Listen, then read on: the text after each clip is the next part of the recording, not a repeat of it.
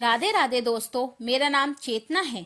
हिंदू धर्म में संतान से जुड़े कई व्रत मनाए जाते हैं, जिसमें अहोई अष्टमी विशेष है। इसमें संतान की लंबी उम्र, तरक्की और खुशहाल जीवन के लिए निर्जला व्रत रखा जाता है, जिसका पारण तारों को अर्घ देने के बाद किया जाता है।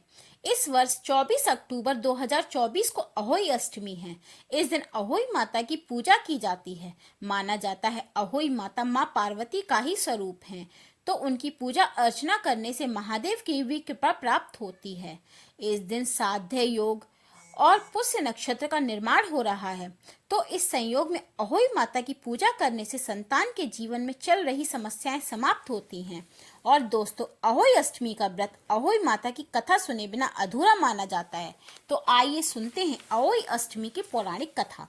एक नगर में एक साहूकार अपने 7 बेटे और 7 बहुएं और एक बेटी के साथ रहता था। एक बार की बात है, दीपावली से कुछ दिन पहले साहूकार की 7 बहुएं और बेटी घर को लीपने के लिए मिट्टी लेने जाती हैं, लेकिन मिट्टी खोदते समय साहूकार की बेटी की खुरपी से गलती से स्वाहू के बच्चे मर जाते हैं। यह देखकर स्वाहू गुस्सा हो जाती है और गुस्से से साहूकार की बेटी से बोलती है कि जिस तरह तूने मेरे बच्चों को मारकर मुझे निसंतान किया है, उसी प्रकार मैं भी तुझे निसंतान कर दूंगी, मैं तेरी कोख बांध दूंगी। यह सुनकर साहूकार की बेटी घबरा जाती है और अपनी सभी भाभियों से अपने बदले कोख बंधवाने को कहने लगती है, परंतु उसकी सभी भाभियां मना कर देती हैं। लेकिन उसकी सबसे छोटी भाभी नंद के बदले अपनी कोख बंधवाने को तैयार हो जाती है।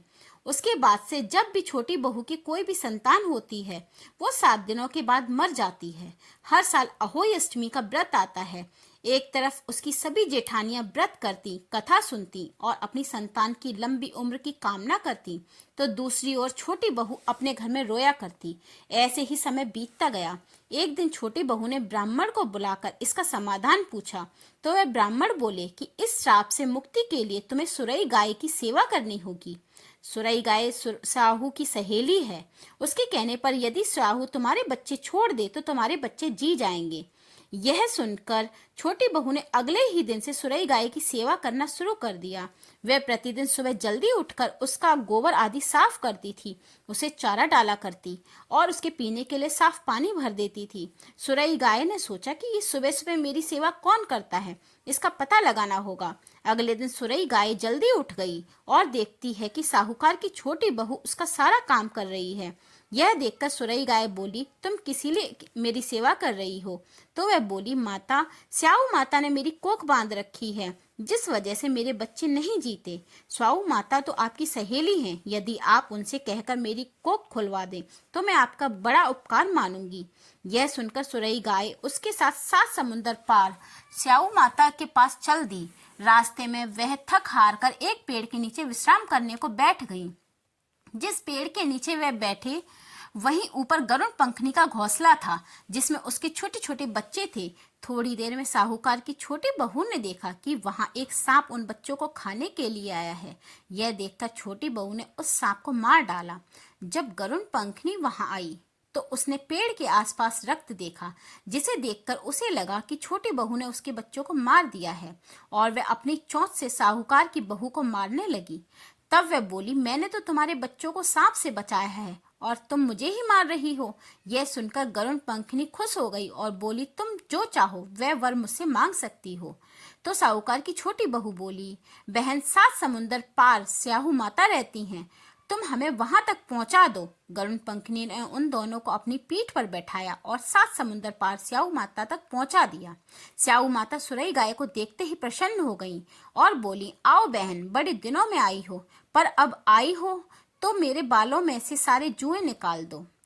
इस पर सुरई गाय के कहने पर साहूकार की बहू ने स्याऊ माता के सर से सारे जुएं निकाल दिए। इस पर खुश होकर स्याऊ माता ने छोटी बहू को आशीर्वाद दिया कि तेरे 7 बेटे और 7 बहुएं हो। यह सुनकर साहूकार की छोटी बहू बोली, माता, मेरे तो कोई भी संतान नहीं है। इस पर स्याऊ माता ने पूछा, ऐसा क्यों? तो वह बोली, माता, यदि आप वचन दें तो इसका कारण मैं आपको बता सकती हूँ। स्याऊ माता ने वचन दे दिया। स्याऊ माता को वचनबद्ध करने के बाद छोटी बहू बोली, माता, मेरी कोख आपके पास बंदी है, उसे खोल दें। यह सुनते ही स्याऊ माता बोली, अरे मैं तो तेरी बातों में आकर धोखा खा गई, तूने तो मुझे ठग लिया, जा मैं तेरी कोख खोलती हूँ। अब तू घर जा और घर जाकर अहोई माता को अध्यापन करना। 7 अहोई बनाकर 7 कढ़ाई देना। साहूकार की बहू घर लौटती है तो देखती है कि उसके घर में 7 बेटे और 7 बहुएं बैठी हैं। यह देखकर वह बहुत प्रसन्न होती है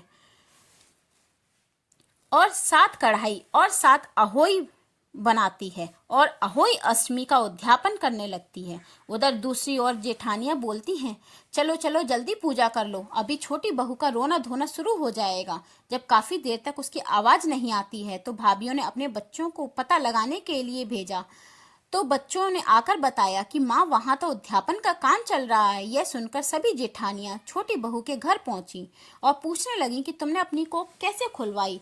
तो यह सुनकर छोटी बहू बोली, भाभी स्याऊ माता ने मुझ पर कृपा करी और मेरी कोख खोल दी। यह सुनकर सभी भाभियां अहोई माता की जय जयकार करने लगी। हे अहोई माता, जिस प्रकार आपने कोप किया वैसे किसी पर नहीं करना और बाद में जिस प्रकार आपने छोटी बहू की गोद भरी सबकी भरना।